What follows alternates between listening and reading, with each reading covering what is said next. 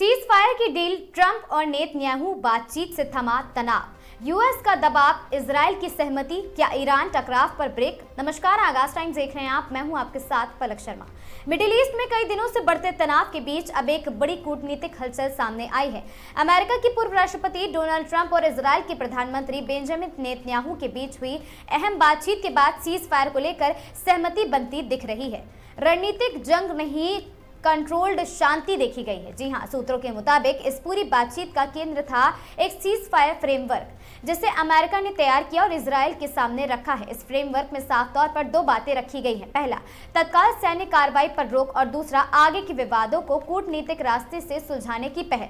America की कोशिश साफ नजर आती है, वो किसी भी कीमत पर मिडिल ईस्ट को एक बड़े युद्ध में बदलने से रोकना चाहता है, क्योंकि अगर ये टकराव खुलकर सामने आता है तो इसका असर सिर्फ ईरान और इजराइल तक सीमित नहीं रहता है, बल्कि पूरी दुनिया की अर्थव्यवस्था, तेल सप्लाई और सुरक्षा पर गहरा असर पड़ता है। बताया जा रहा कि ट्रंप ने नेतन्याहू को साफ संदेश दिया है कि अगर हालात बेकाबू होते हैं तो अमेरिका के लिए भी स्थिति संभालना मुश्किल हो सकता है।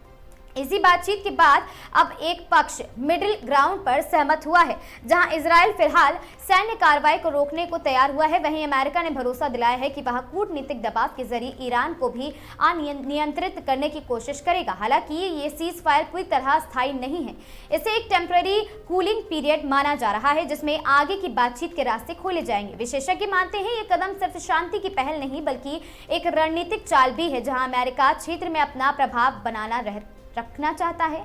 वहीं इजराइल भी बिना सीधे युद्ध में उतरे अपने ही हित सुरक्षित रखना चाहता है।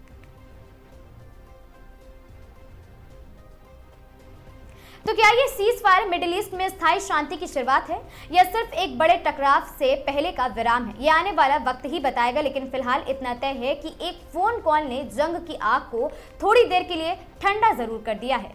वीडियो पसंद आया हो, जानकारी रोचक लगी हो तो वीडियो को लाइक, शेयर, चैनल को सब्सक्राइब करना बिल्कुल ना भूलें। मैं थी आपके साथ पलक शर्मा।